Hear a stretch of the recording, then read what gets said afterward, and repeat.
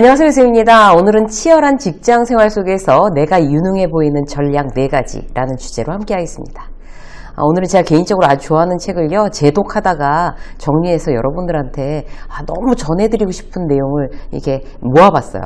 우리 이제 사회생활 하면서 내가 유능해 보이면 훨씬 유리한 위치를 점하게 됩니다. 왜냐하면요, 아직 정확하게 확인되지 않았지만 유능해 보이면 유능해 보이지 않는 사람보다 믿음이 가요. 사람들은 그렇죠. 보통 심리적으로 같이 일하고 싶은 사람이 무능해 보이는 사람보다는 유능해 보이는 사람이 훨씬 낫겠죠? 결국 유능해 보이면 기회가 많아진다는 소리예요. 어떻게 하면 우리는 유능해 보이도록 나 자신을 이미지 메이킹 할 수 있을까요? 여기서 이제 중요한 포인트는요, 무능한데 억지로 그냥 페이크로 유능해 보이는 게 아니고요, 나의 실제의 유능함을 감추지 않고 드러내는 효과적인 방법, 이게 어떤 걸까? 이거에 대해서 오늘 함께 이야기를 나눠보도록 하겠습니다. 첫 번째는 호감이에요. 이게 제일 중요해요. 프로의 세계, 비즈니스 세계에서 이미지 메이킹을 따로 연구하고 배우는 이유가 뭘까요? 함께 비즈니스를 해야 되는 상대한테 내가 이제 호감 있는 사람이 되기 위해서 그런 거예요. 한 연구에서 보면요, 업무랑 무관하게 상사의 호감을 얻는 직원은 더 높은 연봉, 호감만으로 4%에서 5%의 인상 효과를 누릴 수 있다고 합니다. 면접에서도 사실 유리하죠. 호감을 주는 사람은 유능한 사람으로 보입니다. 만약에 회사에서 뭘 잘못했다고 쳐요, 직원들이. 그러면 처음부터 직장 상사한테 이제 호감을 주는 사람은 사람이 살다 보면 실수할 수도 있지, 일을 하다 보면, 이렇게 해서 넘어갈 확률이 더 높지만 처음부터 비호감인 사람, 그러면 똑같은 실수를 해도 내가 저럴 줄 알았다, 내가 불안불안하더라니까 저를 지금 하는 집 좀 봐, 이렇게 되는 거예요. 그래서 이 처음에 기본으로 어떤 호감 있는 어떤 이미지를 이렇게 우리가 베이스로 깔고 가는 거 굉장히 중요합니다. 또 이제 뭔가 제안했을 때도 호감을 주는 사람이 제안하면 아무래도 마음이 더 기울잖아요. 그러니까 결국 뭐예요? 일만 잘해서 다 해결되는 건 아니란 얘기예요. 일을 잘하는 건 아주 기본. 나는 어떻게 남한테 호감을 줄까? 스스로 전략적으로 움직여야 됩니다. 호감을 주는 사람에 관한 영상은 유쌤의 직장 수업, 재생 수업에 보면은 그야말로 정말 아주 넘쳐나죠. 굉장히 많죠. 호감을 주는 사람들의 어떤 특징이나 공통점, 비결, 이런 부분에 대해서 여러분들이 따로 전략적으로 공부를 하셔서 거기에 있는 내용 중에서 내가 이제 부족한 부분, 이런 부분을 이제 채워 넣고 훈련하고, 이런 어떤 셀프 트레이닝 시작해 보시면 굉장히 유익하실 거예요. 자, 두 번째, 유능해 보이는 전략 두 번째는 어필하는 거예요. 나라는 사람을 잘 보여주는 거죠. 물건을 팔 때 마케팅하고 PR하는 이유가 뭐예요? 그 제품이 가지고 있는 특성, 유익한 점, 이런 거를 효과적으로 고객들한테 전달을 해서 많이 팔려고 이제 마케팅하고 PR하고 이러는 거잖아요. 사람도 마찬가지입니다. 사람들은요, 기본적으로 심리적으로 안 좋은 소식에 관심이 많아요. 그리고 잘된 소식, 누가 잘했대, 이런 거 별로 관심 없어요. 그렇기 때문에 포인트는요, 내가 개발한 어떤 장점, 내가 잘하고 있는 거, 나의 좋은 성과는 내 스스로가 정말 어필하는 게 제일 좋은 방법이에요.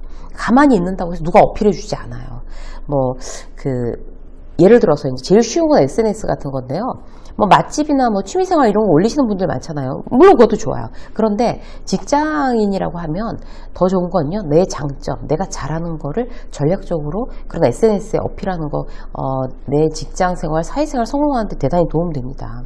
예를 들어서 미라클 모닝 500일 도전, 이런 거, 그런 거 있잖아요.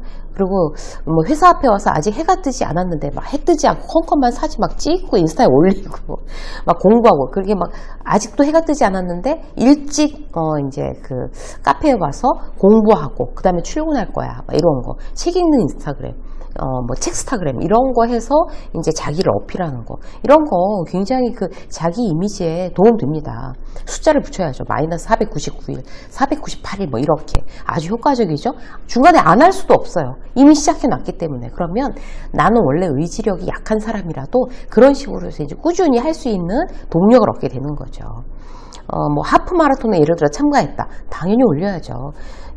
이제 저뿐만 아니라 어떤 이제 기본적으로 직장 상사들은요, 그냥 뭐 운동하기 싫어하는 어떤 그런 후배보다는 하프 마라톤 하는 후배가 일도 저 친구 잘할 거야 라는 어떤 그런 생각을 갖기 쉽습니다. 왜? 건강한 몸과 마음의 소유자니까 믿음직스러운 거죠. 근데 말 안 하면 모르잖아요. 하프 마라톤하고 말 안 하면 모르는 내용 꼭 말하셔야 됩니다. 자, 보고할 때도 특히 그래요. 나 열심히 하고 잘한 거 직장 상사가 다 알겠지.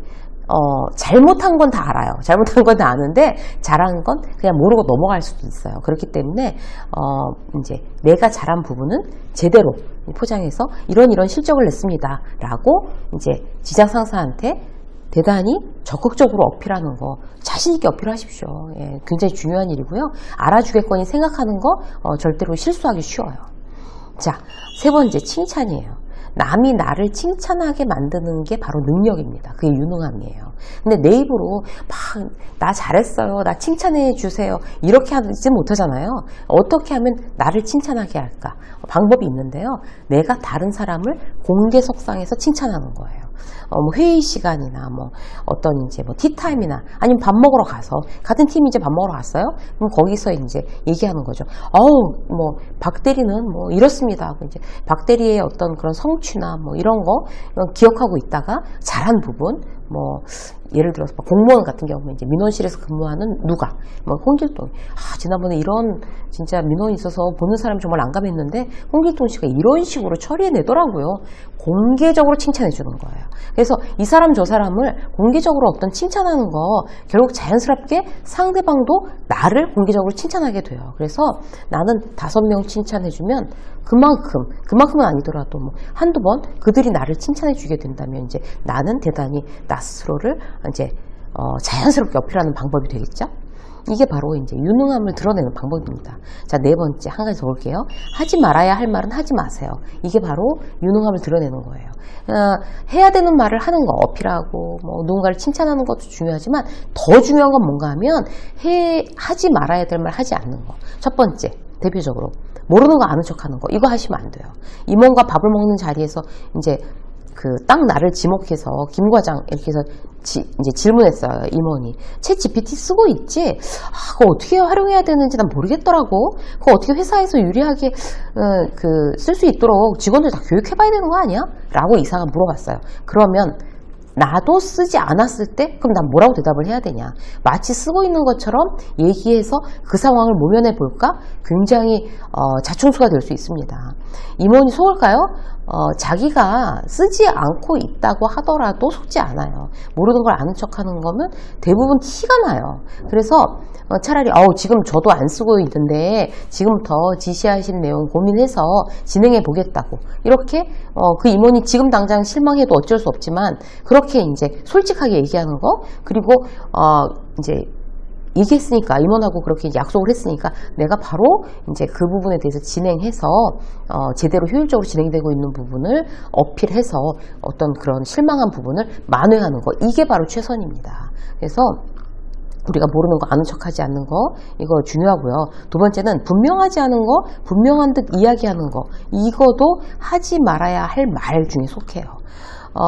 내가 전혀 모르는 건 아니지만 정확히는 모르는 이런 거 있잖아요. 회사 다니다 보면. 그런데도 이번에 이제 임원이 나한테 또 물어봤어요.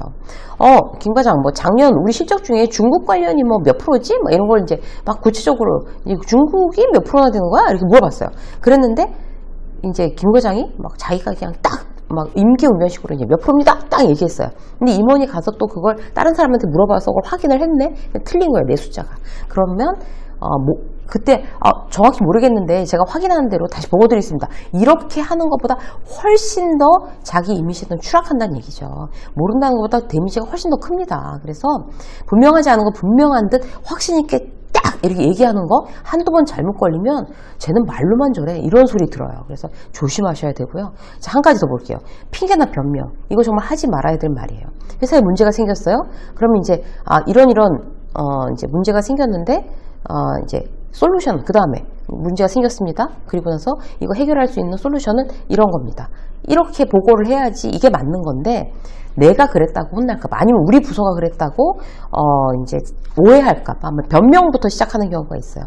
무능해 보이고 최악입니다. 매장에 사고가 났어요? 그럼 해결책 있고 뭐가 없이 관리팀에서 알바 관리를 잘못해서 결국 사고가 났는데 저희는 미리 몰랐던 사실이고 이런 이야기를 할 필요가 없다는 거죠. 그런 이야기를 하면 기본적으로 안 그래도 배드뉴스니까 굉장히 기분이 안 좋잖아요. 그런데 그런 식으로 변명하는 거가 잘못하면 대단히 그렇지 않아도 열받은 직장 상사를 더욱더 화나게 할 수가 있어요. 모르는 거 아는 척 하면서 잘못된 정보를 내 입 밖으로 내뱉는 순간 무능함을 느끼는 거 기본이고요. 나에 대한 신뢰까지 무너지고요. 핑계나 변명되면 굉장히 나는 그레이드가 떨어지는 사람으로 취급당합니다. 그래서 그런 실수를 최대한 피하는 거 우리가 이제 내가 유능함으로 무장하고 임시매기하는데 대단히 중요하게 여러분들이 기억하고 계셔야 될 일입니다. 윤쌤의 직장 수업 오늘 여기까지 하겠습니다. 고맙습니다.